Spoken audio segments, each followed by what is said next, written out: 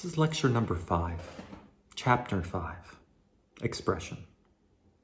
Now, when we dive into the idea of expression, this is a fascinating topic because so many people think that most of art is expression.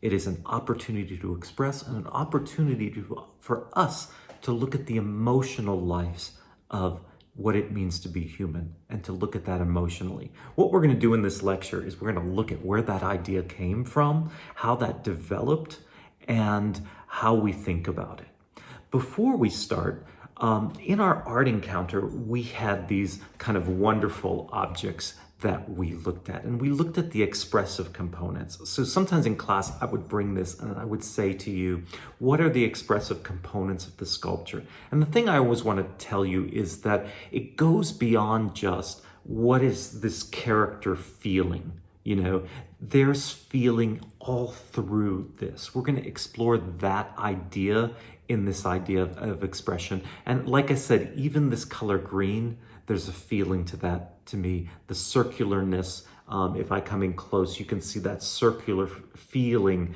and the ombre, which means how we go from one color and we fade into lighter colors as we go up this figure. That's also quite wonderful. So there's feeling and expression everywhere in this piece. Now, if we look at works of art, so some of us surround ourselves with works of art, and we quite like them, but we like them for different reasons, and that's something that I'm always encouraging when one develops an aesthetic and when one develops an appreciation, is learn why do I like this work? What is it about this work that makes it significant? Now, we've looked at significance a bit in various lectures that we've done.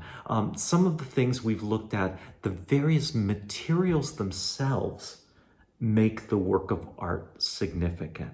This is a work of art. This was a human skull that this artist had encrusted with diamonds. So this is Damien Hirst's piece, For the Love of God.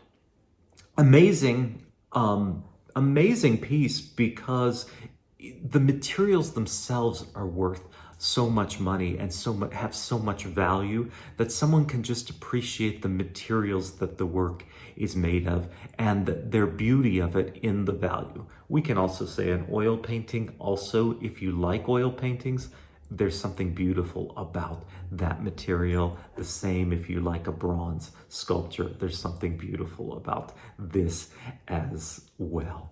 We also looked at Catalan's gold toilet, which is also another fantastic item because gold itself is a beautiful material.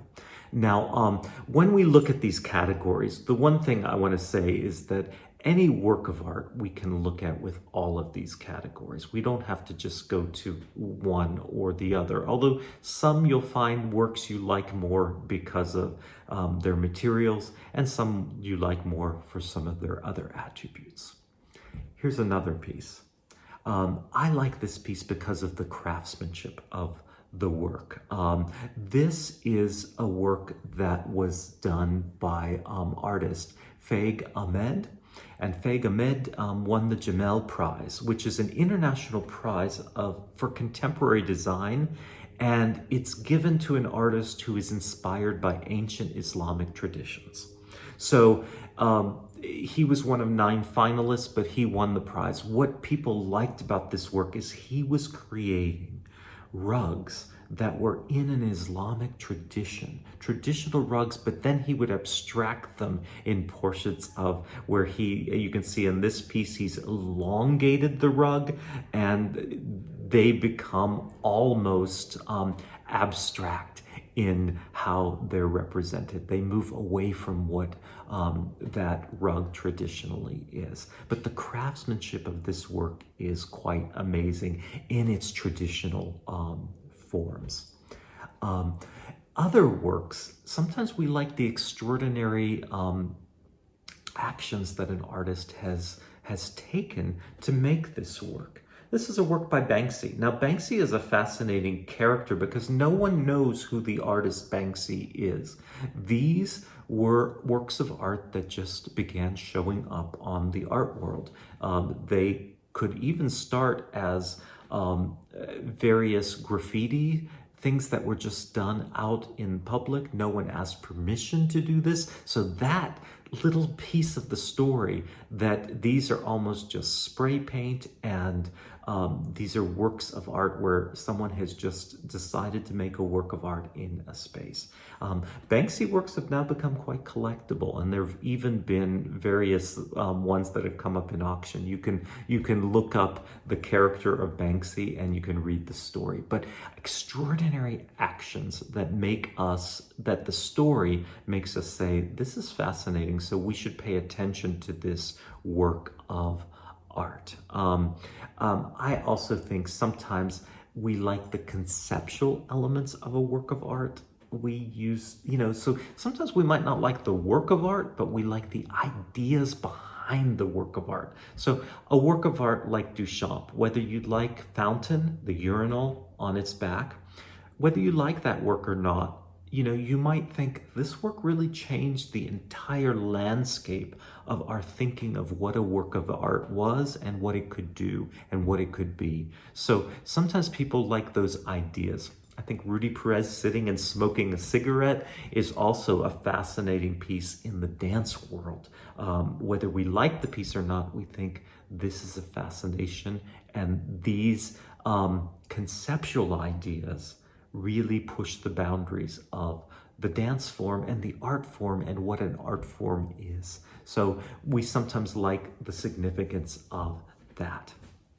This is a famous painting, a favorite painting of mine. This is a George Seurat. This is the Sunday afternoon on the island of La Grande Jatte.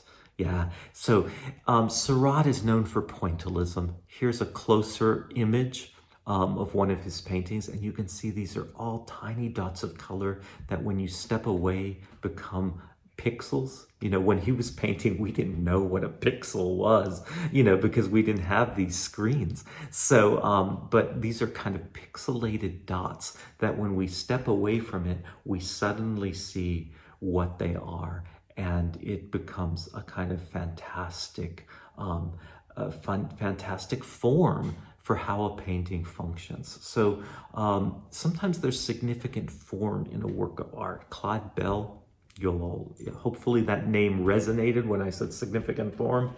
That resonated for you. Finally, I want to just look at the topic for this lecture, and that topic is feeling and expression.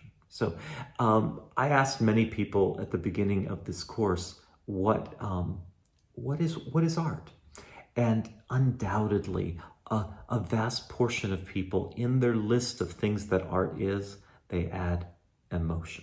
Yeah. So that when we look at a work of art, we think this is a fantastic opportunity for us to celebrate the emotions that human beings live, and that this captures an emotional moment, and this contains the feeling within it. And when we see it as a single metaphorical image, we can resonate all of human existence, and we can resonate what art is, what it does, and it's a celebration of being human. So anyways, that's a great way to begin our lecture.